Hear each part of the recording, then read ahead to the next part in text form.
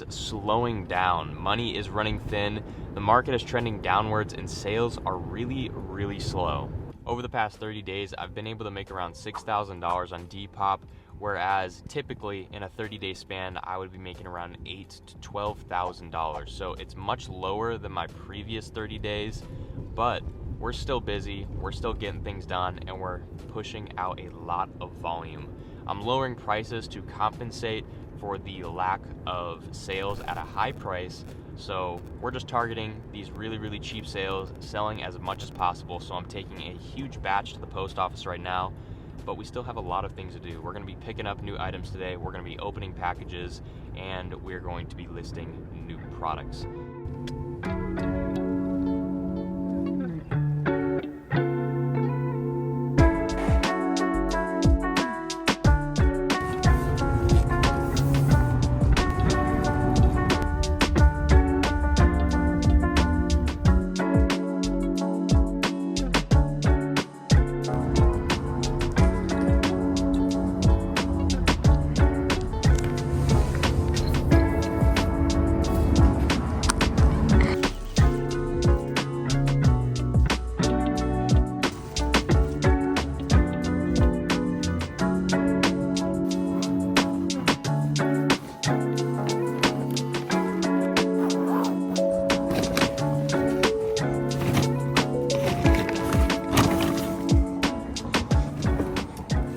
Just picked up some new pieces. I probably got around 100, 150 pieces. Not too much, but it's gonna be enough to hold us off for today. So now I'm heading home, we're gonna make some lunch, and then we'll go straight into listing. For lunch, I'm gonna have this nice bowl of pasta that I just made, but before I get into this, we're gonna go over some of the items that I've sold in the past 24 hours to show you guys what I've been selling and give you an idea of how much I've been selling it for. So we're just gonna go through a few. This first one here is a nice pink dress I sold for $7. And I've been taking my photos pretty similar as of recently. I do front, back, I do measurements top to bottom and pit to pit. The second one is a black and white polka dot dress that I sold for $4.20. Same thing, 4 photos, trying to spend as little time as possible on each listing just to get the most out of my time. This third one here is a knit sweater. Kind of has a cropped look to it. I sold this one for $7. And you can see here, I was kind of actually changing up my descriptions, adding the measurements to the description so that they're in the description as well as in the photos. And honestly, I haven't noticed a difference in if it's worth it or not. I really would just rather not put the measurements in the caption just because it's more time spent writing the captions. But I was just giving a test. This is one of those listings, and I haven't noticed any increase in sales. So I'm gonna probably stop putting my measurements in the captions. This is another one, very cheap. Sold these for $3.50. Very simple. We got the measurements in there. Just a front photo because there was nothing on the back. Right here, these are a really cool pair of shorts. Sold these for $10.50. They got the double knee look. They have a elastic waistband. And for my shorts, I like to do a lot of measurements just so people know exactly how they're gonna fit. This one right here is kind of like a Hello Kitty skirt. Got the nice little heart on here. I sold this for $8.75. This is a pretty nice turtleneck windridge sweater that I sold for $12.25. And last but not least, I have this nice vintage sweater with a built-in collared shirt in it. Pretty cool. Sold this one for $35. So those are just a few items that I've sold in the past 24 hours. I'm gonna go ahead, finish this bowl of pasta, then we'll go over to the garage and start listing the items I got today.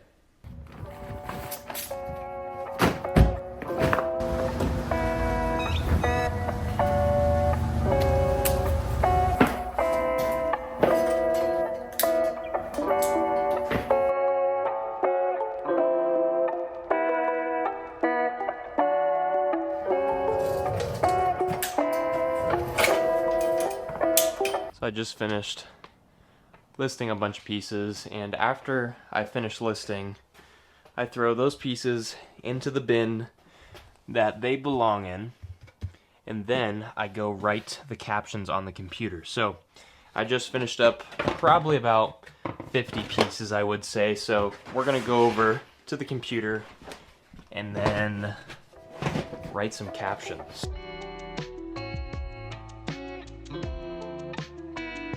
Alright, so I just finished those captions, just shaved, and we're going to be opening some packages. I got a few more at the front door that I'm going to bring in. What is my poor cat doing?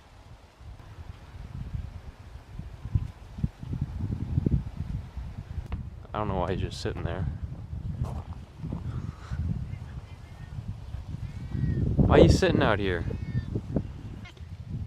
Why are you sitting? What? Why are you out here?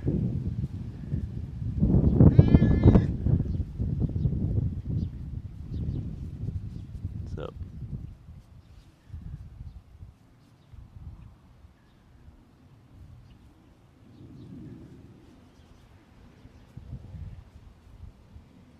So these are at the front. I'm gonna go ahead, bring these in, and then we will get to opening some packages.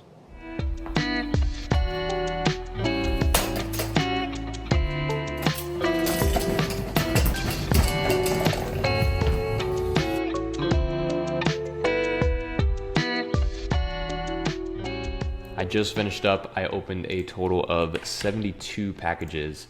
And for those of you who don't know, the way I get all of these packages is through a partnership I have with someone who runs many Amazon stores.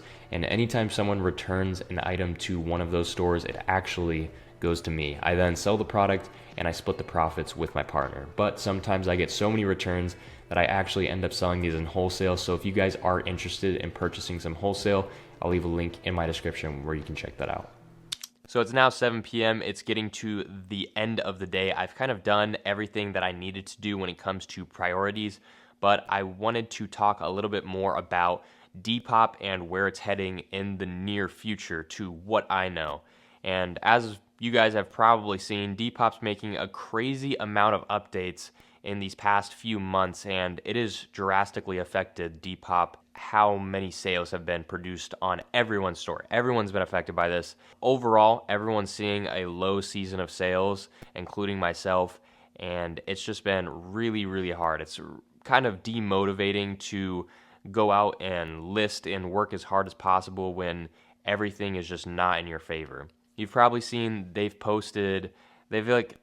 added the updates and then removed them. One of them was the stories. You were able to see people's stories. It's very similar to Instagram stories, and I personally didn't have the feature to post them, but I could see other people posting them. Another one is Depop's locked-in offer feature. That one is actually huge.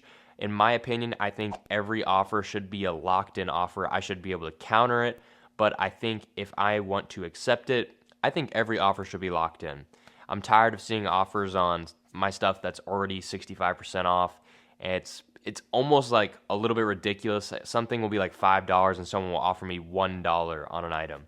And I just don't even think like things like that should be possible. And if it is, it should be a locked in offer. I should be able to accept that, purchase it, and it goes right into a sale, which the locked in offer feature is really big. I think that's a game changer when it comes to making a few more sales, but it's still not counteracting the huge loss of sales that we're seeing recently.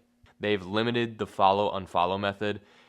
Before, the max amount of people you could follow was 7,500, and you could do this in a single day. You could follow 7,500 people and then unfollow them all the next day. And that's primarily how I built my following on Depop. Other than that, my followers came from other social media platforms, and I'm sure it's probably less than 10,000. And right now I'm around 50,000, and probably 90 to 95% of them are from follow-unfollow method. So that's something that's recently added. You can only follow about 200 every few hours, or I don't even know the new limits that they've put in place, but that's kind of going to stop a lot of people from actually doing this. You can still do it, but it's not going to be as effective as it was in the past. This one happened a little while ago, but them removing the seller fees and putting the fees on the buyer has, in my opinion, killed a lot of sales as well. In the past, I've purchased things off of Depop. I bought them in bulk from people that were clearing out, and I was able to buy maybe like 50 items, and then I would bundle the shipping, so I'd only be paying $13 for shipping, and it wouldn't be that bad. And now, every time I look at something and I'm like, whoa, that's like really cool, and it's super cheap. I go to purchase it, and then at the end, this total is now ridiculously high. And I'm someone who is super frugal, so I know I'm not like a perfect person to be measuring this, but I will never buy anything from Depop ever now. It's just too expensive. I cannot rationalize buying an item, then there's this sales fee that I'm paying for. It's just a little bit ridiculous, and I honestly would rather, as a seller, have the fee than put that on the buyer. I think it's a little ridiculous to give buyers such a high fee to purchase items. It just kind of ruins the fun when it comes to shopping online, getting clothes for cheap. Now it's not as cheap. And there was an award that I saw quite a while ago. It was talking about how Depop was like the #1 app for high income teens. And in my opinion, that's a really weird award, and I would prefer to be the #1 app for low income teens. That sounds way more appealing, that you're able to cater to a different demographic that isn't just someone who has a lot of money. Other than that, I think Depop is going to turn it around. I know they're smart, and they're going to see a huge decline if they're not able to bring back the sales that they were able to get before. They're going to lose some of these huge top sellers, and they're going to lose a lot of the community, because Depop's a huge community thing, and I know that the majority of sales are from people that are just starting the app, and there's more people that are not as big as there are people that are big on Depop. It's really just a win for them to remove all of these big sellers and just focus on newcomers to the app and just have quantity rather than quality, big sellers. So hopefully they choose to actually help their community, people that support them, people that have been on the app long term, and hopefully we'll see some better sales coming forth. So I'm going to end that off here. I hope you guys enjoyed. Don't forget to like, subscribe, and stay tuned for the next video. And as always, I'll see you guys in the next video.